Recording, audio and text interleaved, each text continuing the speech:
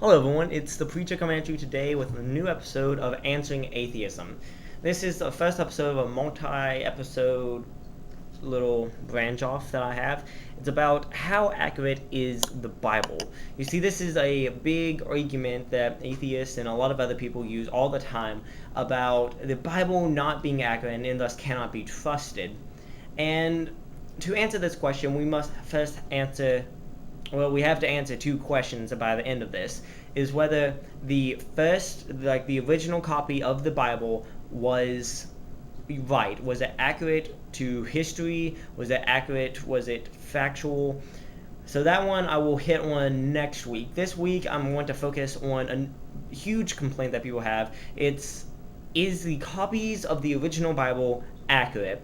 Because you see, we nowadays do not have the original Bible. It's been destroyed, or it's been lost to time. Basically, we do not have the original manuscripts that make up the Bible.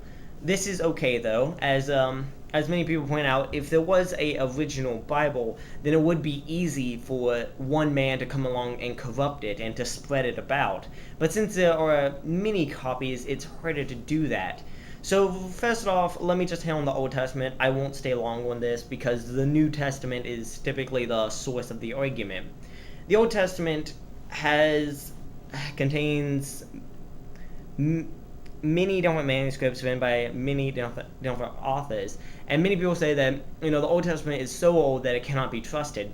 However, that being said, in Israel, several centuries ago, in the early BC times, a group called the Masoretes came along and kind of took charge of the whole scribe process in Israel, and they were the ones who added vowels to the Hebrew language, because before that, they didn't need vowels. That the people who spoke it was so intimate with the language that they knew it, that they loved it, that they particularly knew the traditional language of it. The Masoretes changed that they added vowels and they added certain things to it, and they were very, very precise about how they copied it.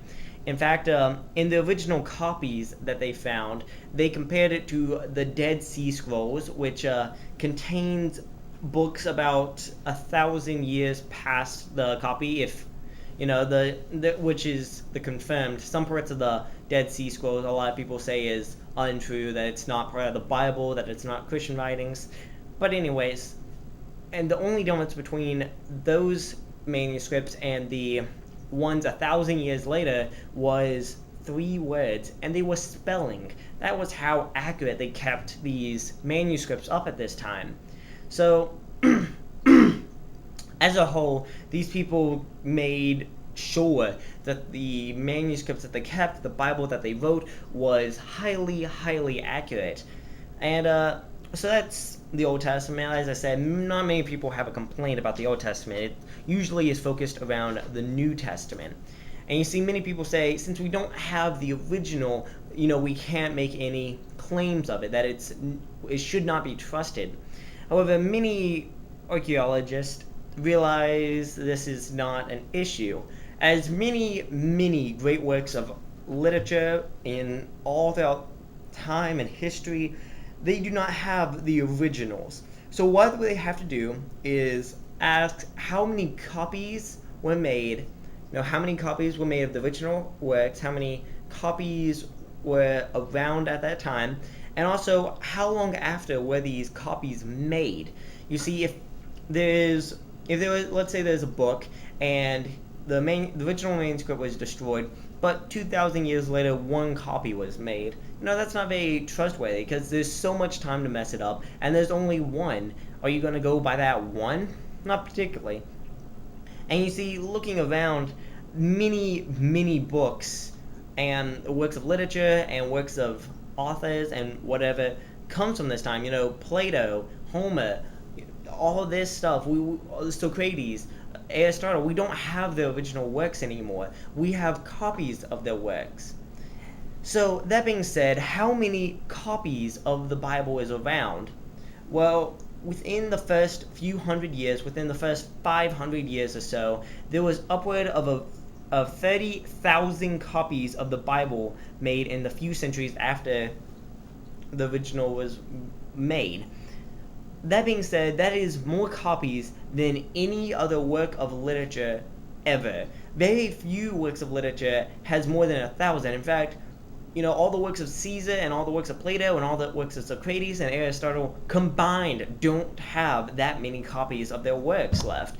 So that's the first thing the Bible has going for it. It has that many copies existing. Some are complete copies, some are partial, some are a few books, some are just verses. But they have that many, bits and pieces of the Bible sitting around that they have full Bibles that they can reach back in time and look at and see the history of it. But not only that, how long after? This is where there's a big split. There are the confirmed and the unconfirmed. The confirmed are the ones that historians and archaeologists all say, yes, it most definitely comes from that time. And that puts some of the earliest around about 100 years after the original, which is not long. In fact, in the span of literature history, that is next to nothing.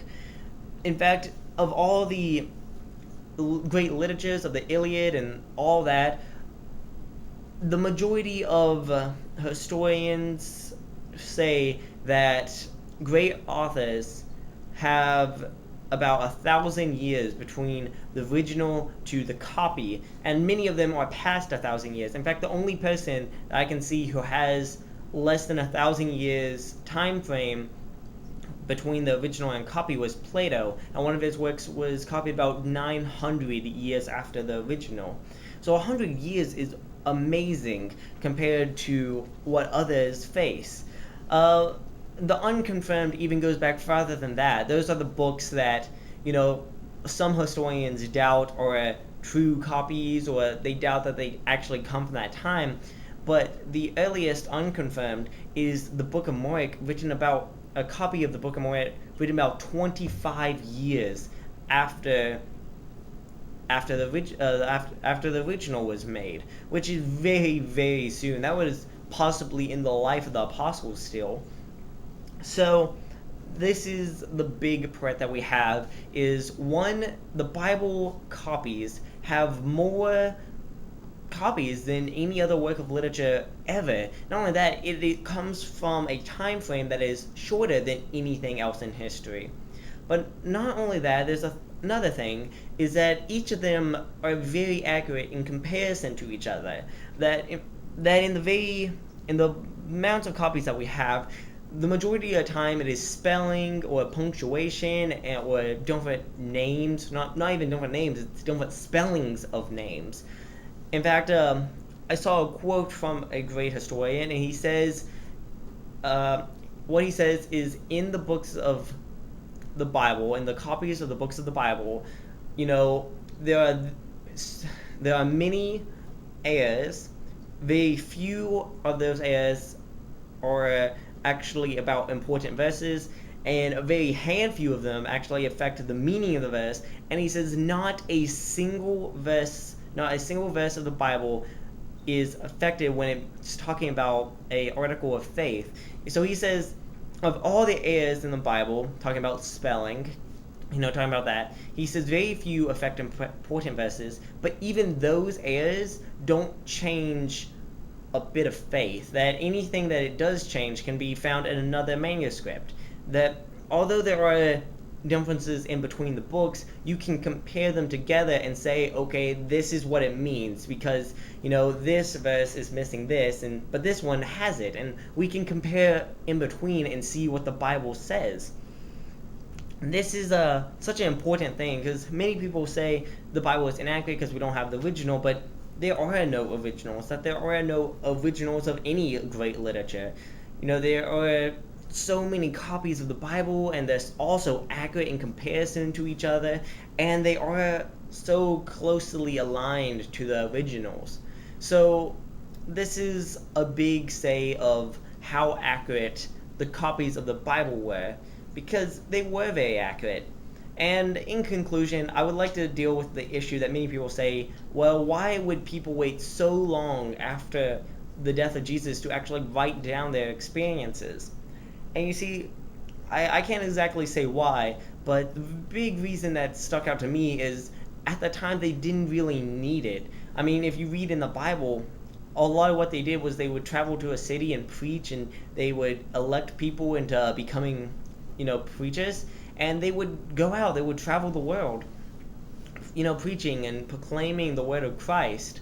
However, they did eventually realize, or shown by God, as I believed, that talking and spreading the message by foot and by hand and by mouth was not particularly all that the world needed. That they needed the Word of God still, that they needed to have a way to make sure that the Word of God was not corrupted.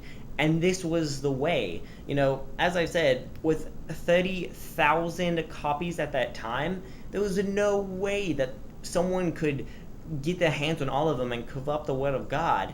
You see, like I said, if someone had the original, one man could come along and corrupt it and send it out and mess up the Word of God, which has happened. In fact, I'll get on that on a later episode, but single people have gotten their hands on a type of Bible and have corrupted them and sent out their own corrupted versions of the Bible. But this way, these with so many copies and spread throughout the ancient world, that it even shows by 100 AD that there was Bibles in Asia. Like, parts of the Bible was in Asia by 100 AD. That means that it made it from way over here in, Rome to Asia in about 100 years. Not even that, about 70 years. So that's amazing. And not only that, we also have quotes from great church members, parts of the early church, that in fact there are about 10 great preachers of Christ who, if you put all their quotes together, they quoted the entire Bible except 2 John, but they quoted 3 John, so we obviously know 2 John existed by that time. So using this logic, the Bible has to be one of the most accurate books relating to the original ever, that it should be seen as one of the most well-preserved works of literature of all time. So that's all I have to say today. Come back next time when I talk about how original the original Bible was, how original was the original manuscripts. Did they lie? Was Jesus a myth? Was he a legend? Who knows? So come back next time. See you guys.